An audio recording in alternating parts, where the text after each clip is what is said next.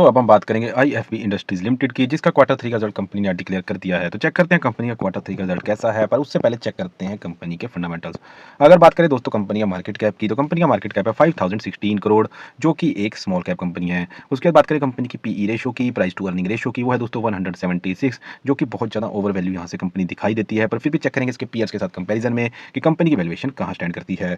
उसके बाद दोस्तों बात करें ROCE की, रिटर्न ऑन कैपिटल एम्प्लॉयड, वो है दोस्तों 6.43%, जो कि एक एवरेज ROCE है। उसके बाद बात करें दोस्तों ROIC की, रिटर्न ऑन इन्वेस्टेड कैपिटल, वो है दोस्तों 3.45%, जो कि काफ़ी ज़्यादा कम रिटर्न ऑन इन्वेस्टेड कैपिटल है। उसके बाद बात करें दोस्तों कंपनी के प्रमोटर होल्डिंग की, तो प्रमोटर होल्डिंग है दोस्तों 75%, जो कि एक अच्छी खासी प्रमोटर होल्डिंग है। उसके बाद बात करें दोस्तों डेट टू इक्विटी रेशो की, वो है दोस्तों 0.41, जो कि कंपनी के ऊपर डेट है, पर फिर भी कोई बहुत ज़्यादा भारी भरकम डेट यहाँ पर दिखाई नहीं देता, जो कि कंपनी के लिए एक अच्छी बात है। ओवरऑल दोस्तों बात करूँ फंडामेंटल्स की, तो फंडामेंटल्स दोस्तों सो हैं, एवरेज फंडामेंटल्स हम इसको कह सकते हैं। उसके बाद दोस्तों देख लेते हैं कंपनी की वैल्यूएशन कि अपने सेक्टर की टॉप कंपनीज के कंपैरिजन में कंपनी की वैल्यूएशन कहाँ पर स्टैंड करती है। तो सबसे पहले बात करेंगे व्हर्लपूल इंडिया की, उसकी पीई रेशियो है दोस्तों 83.97, बजाज इलेक्ट्रिकल की पीई रेशियो है दोस्तों 58.48, टीटीके प्रेस्टीज की दोस्तों पीई रेशियो है 48.73, वहीं आईएफबी इंडस्ट्रीज की पीई रेशियो है दोस्तों 176.50। तो अपने सेक्टर की हर कंपनी से ज़्यादा वैल्यूएशन इस समय कंपनी पर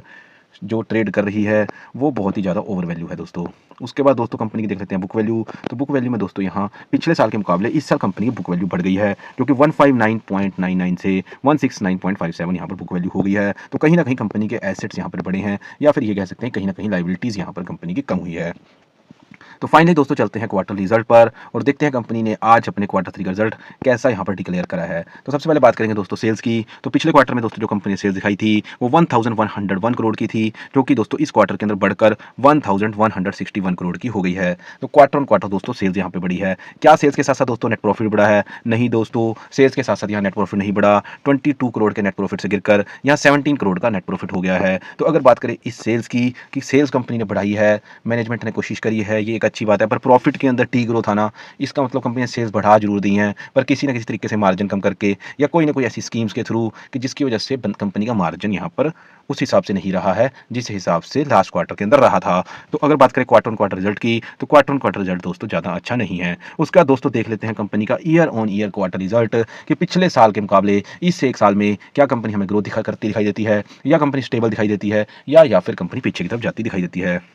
अगर बात करें दोस्तों सेल्स की, तो पिछले साल इसी क्वार्टर के अंदर कंपनी दोस्तों जो सेल करी थी वो 999 करोड़ की करी थी, जो कि इस क्वार्टर के अंदर बढ़कर 1161 करोड़ की सेल्स यहाँ पर हो गई है। तो अगर बात करें दोस्तों सेल्स की, सेल्स करने में कंपनी की मैनेजमेंट अच्छे से कामयाब हो रही है, क्योंकि क्वार्टर ऑन क्वार्टर भी यहाँ पर सेल्स बढ़ गई हैं और ईयर ऑन ईयर भी क्वार्टरली यहाँ पर सेल्स बढ़ गई हैं। उसका दोस्तों देख लेते हैं year on year quarterly net profit का हाल। तो अगर बात करें year on year quarterly net profit की बात, तो कंपनी यहाँ दोस्तों लॉस में थी, -1 करोड़ के यहाँ पर लॉस में थी, जो कि यहाँ पर कंपनी लॉस से प्रॉफिट में आकर 17 करोड़ का कंपनी ने ईयर ऑन ईयर क्वार्टरली यहाँ पर प्रॉफिट दिखाया है। ये एक अच्छी बात है। तो ओवरऑल दोस्तों अगर मैं इस कंपनी की बात करूं, तो कंपनी का जो रिजल्ट है वो बहुत ज़्यादा शानदार या पॉजिटिव तो नहीं है, पर कंपनी का पूरा रिजल्ट भी नहीं आया, क्योंकि कंपनी ने सेल्स में क्वार्टर ऑन क्वार्टर भी ग्रोथ दिखाई है, ईयर ऑन ईयर भी क्वार्टरली ग्रोथ दिखाई है, कंपनी ने year on year quarterly net profit में भी ग्रोथ दिखाई है, सिर्फ क्वार्टर ऑन क्वार्टर यहाँ पर थोड़ा सा नेट प्रॉफिट कंपनी का गिर गया है। तो ओवरऑल दोस्तों कंपनी के रिजल्ट की बात करूँ तो ये एक अबव द एवरेज कंपनी ने रिजल्ट यहाँ पर डिक्लेयर करा है। उसका दोस्तों देख लेते हैं कंपनी का कैश फ्लो कि कंपनी का कैश फ्लो कैसा चल रहा है। दोस्तों कंपनी का cash flow operating activity cash flow हमेशा ही पॉजिटिव रहा है और अभी भी मार्च 2023 के बाद पॉजिटिव चल रहा है। उसके बाद दोस्तों देख लेते हैं कंपनी की प्रमोटर होल्डिंग।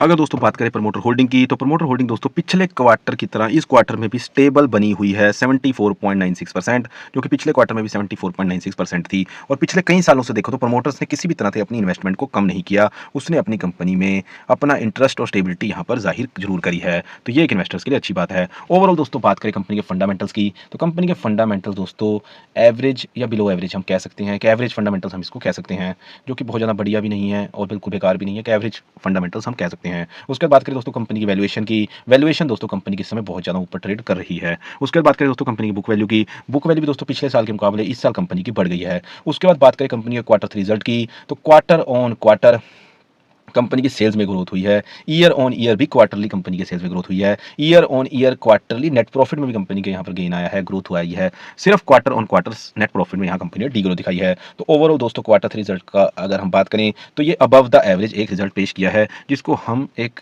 ठीक या अच्छा रिजल्ट कह सकते हैं, पर एक आउटस्टैंडिंग या बहुत ज़्यादा पॉजिटिव रिजल्ट नहीं कह सकते। तो ये एक अबव द एवरेज रिजल्ट हम इसको कह सकते हैं। उसके बाद बात करें कंपनी के कैश फ्लो की, तो कैश फ्लो दोस्तों यहाँ कंपनी का पॉजिटिव है, जो कि एक अच्छी बात है। उसके बाद बात करें प्रमोटर होल्डिंग की, तो प्रमोटर होल्डिंग तो दोस्तों बहुत ज़्यादा शानदार है, जो कि 74.96% है और जो कि बिल्कुल स्टेबल हमें यहाँ पर दिखाई देती है। तो दोस्तों ये था मेरा एनालिसिस आईएफबी इंडस्ट्रीज लिमिटेड का Q3 रिजल्ट का। बाकी आपको मेरी वीडियो कैसी लगी, आप हमें कमेंट सेक्शन में बता सकते हैं। अगर दोस्तों वीडियो अच्छी लगी तो मेरी वीडियो को लाइक करें और आगे भी आप कंपनीज के क्वार्टर रिजल्ट का सही और ईजी एनालिसिस देखना चाहते हैं तो मेरे चैनल को सब्सक्राइब करें। Thank you very much.